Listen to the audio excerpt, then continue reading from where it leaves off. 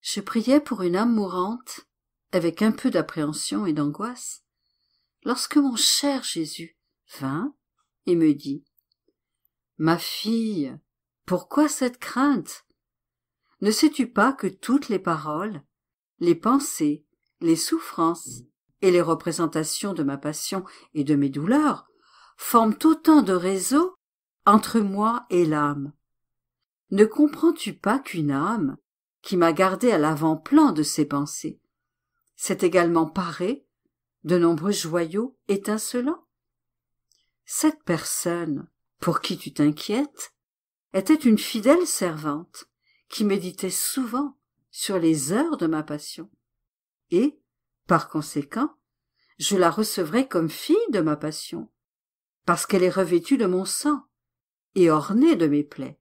Elle a été une fleur qui poussait dans ton cœur, et maintenant je bénis et reçois cette fleur dans mon cœur, tel un précieux cadeau. Et en disant cela, une fleur sortit de mon cœur et vola vers Jésus. Livre 12 juillet 1918.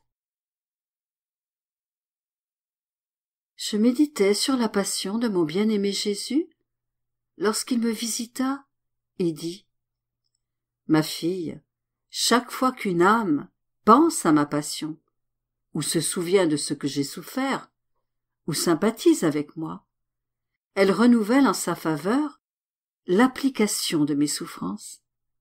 Mon sang s'élève pour l'inonder. Si elle est malade, mes souffrances la guériront.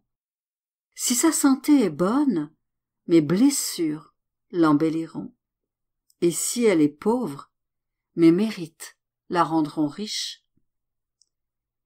Les profits que peut produire une âme en méditant sur ma passion sont énormes. C'est comme placer de l'argent dans une banque et recevoir des intérêts au centuple. En fait, les biens que j'ai obtenus en souffrant sur la terre se déversent continuellement sur l'homme, même maintenant, tout comme la lumière et la chaleur du soleil se répandent continuellement sur la terre. Les fruits de mon travail ne s'épuiseront jamais. Si une âme accepte de recevoir, elle peut obtenir tous les bienfaits de la rédemption autant de fois qu'elle le désire.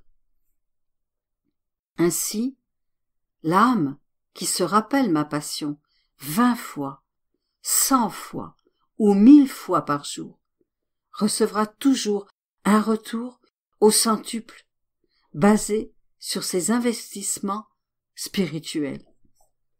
Et pourtant, combien peu profitent de ce cadeau.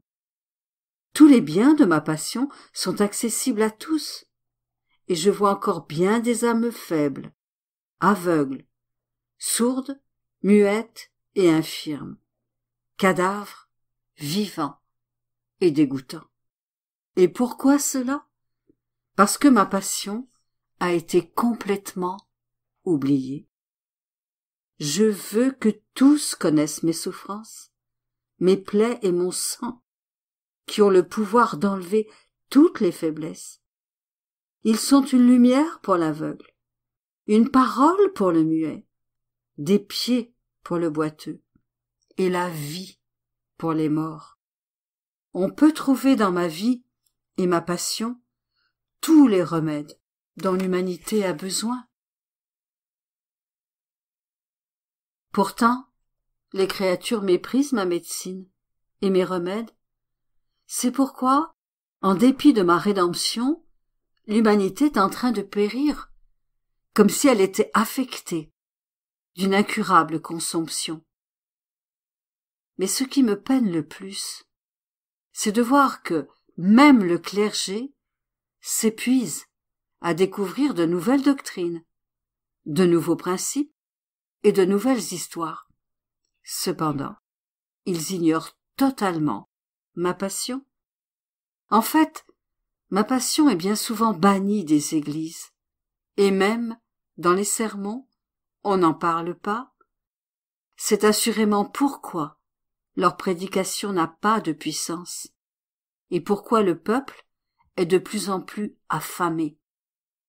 Livre 13, 21 octobre 1921.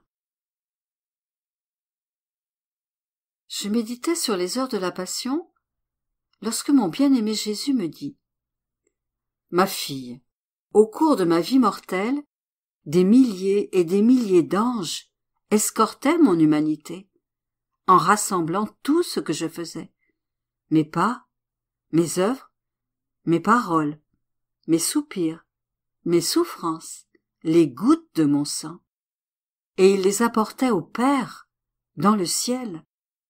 Ces anges obéissaient à mes moindres désirs. Ils me protégeaient et me rendaient honneur. Ces mêmes anges ont un office spécial. Lorsqu'une âme médite sur ma vie, ma passion, mon sang, mes plaies et mes prières, les anges viennent vers cette âme et recueillent toutes ses paroles, ses prières, ses actes de compassion, ses larmes et ses offrandes.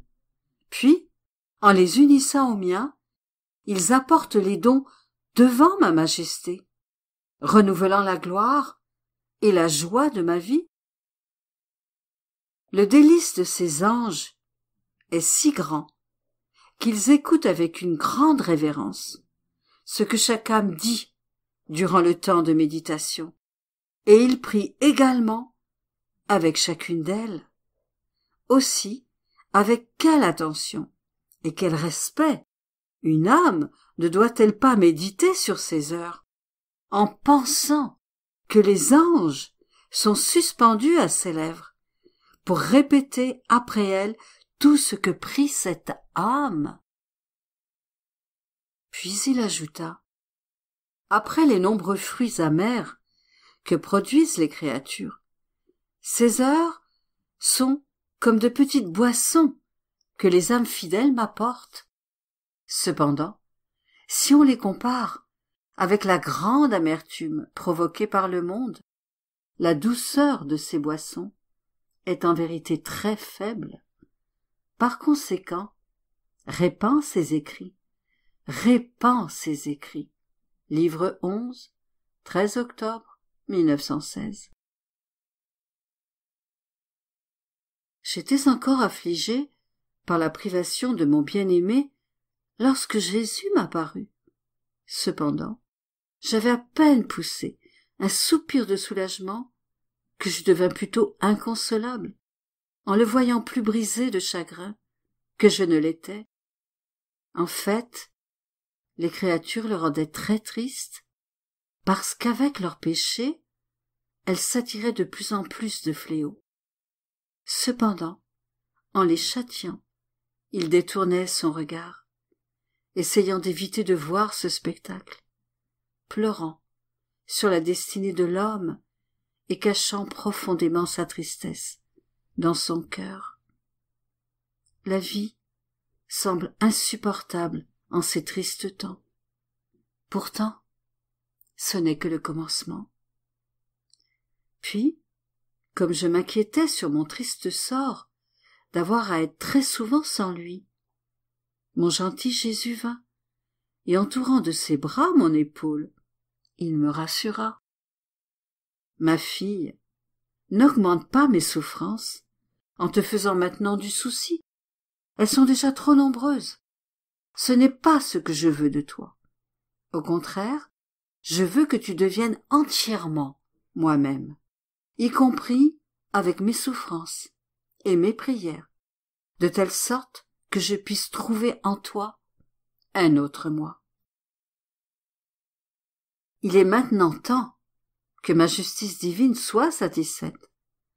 Cependant, cela ne peut se produire que si une âme fait sien mon être tout entier. Ce que le Père a trouvé en moi, gloire, délice, amour, satisfaction et œuvre parfaite pour le bien de tous, il veut le trouver en ces âmes. Son grand désir est de voir que chacune d'elles, devienne un autre Jésus. Telles sont les intentions que tu dois répéter en chaque heure de la Passion que tu médites, en chaque acte que tu accomplis et en chaque chose que tu fais. Si ma justice divine n'est pas apaisée, ah, c'en est fini du monde.